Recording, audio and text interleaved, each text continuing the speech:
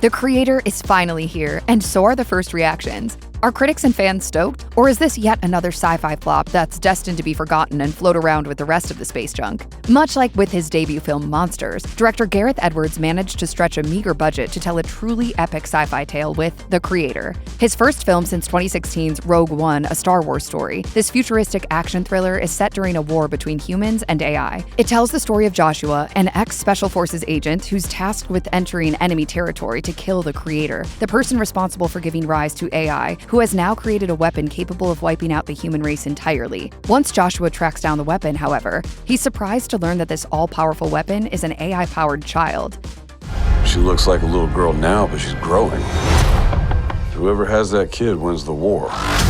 The movie has already caused somewhat of a buzz for Edwards' unorthodox approach to filming. Not only did the director eschew using green screen as much as possible, but he also chose to shoot some of the film on the prosumer Sony FX3 camera, a move that surely has wide-ranging implications for the film industry, being that you can buy the camera right now for about $4,000. Edwards also utilized guerrilla shooting methods, choosing to use a small crew and natural lighting whenever possible. For one scene in particular, the director used actual nuclear physicists as extras in exchange for gaining access to his ideal location for a pivotal sequence. So, has using all these innovative filming methods resulted in a movie worth seeing? In his review of The Creator, Slash Film's Rafael Motamaya praised the film as a, quote, visually stunning piece of science fiction with big ideas and big performances, and went on to say, in some ways, this is Gareth Edwards doing his version of Star Wars: A New Hope, a story of rebellion complete with a magical child, an evil battle station with a weapon that can completely obliterate planets, and a band of rebels led by an esteemed actor. However, the writing appeared to be an issue. Motamaya wrote, "The problem is that the script never follows through on the deeper or more complex ideas it brings up, and overly simplifies its conflict and the people involved."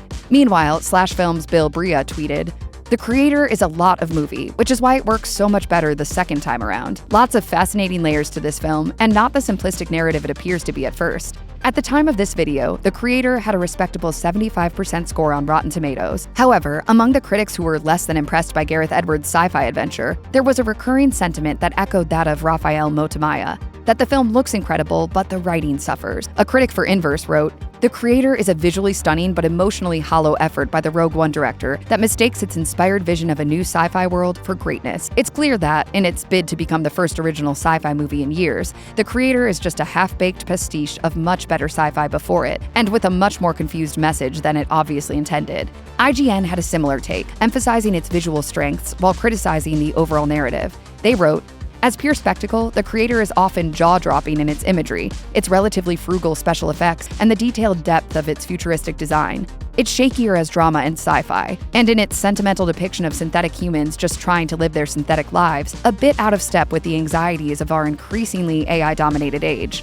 Another recurrent criticism of the film is that it leans too heavily on its influences. Edwards has openly stated that he took inspiration from such classics as Apocalypse Now and Blade Runner. In a behind-the-scenes interview, he said, "This film's a melting pot of movies I grew up loving. Vietnam movie mixed with robotic sci-fi." For some critics, this was all too obvious. Chicago Reader described the film as, quote, hammered, welded, and spackled together from a whole lot of other better and more coherent films. The Daily Beast more or less agreed, writing, "A visually striking but shoddily written and crushingly derivative amalgam of assorted genre forefathers, The Creator is so sloppy, corny, and unconvincing that it almost inadvertently makes the case for its rival IP-driven affairs. Critics are, of course, not everything. How an audience responds to a film is arguably more important, and thus far there have been a select few fans that have been treated to early previews. Days prior to the film's official release, secret screenings of The Creator took place, giving fans a chance to see the movie early, and of course, providing fuel for the inevitable social media reactions that have become such a crucial part of the Hollywood marketing machine. One ex-user said a lot by saying very little, hinting that the film begins with promise but eventually takes a dive. He tweeted, "Honestly, I can't even start. I'm so mad because the first half was good."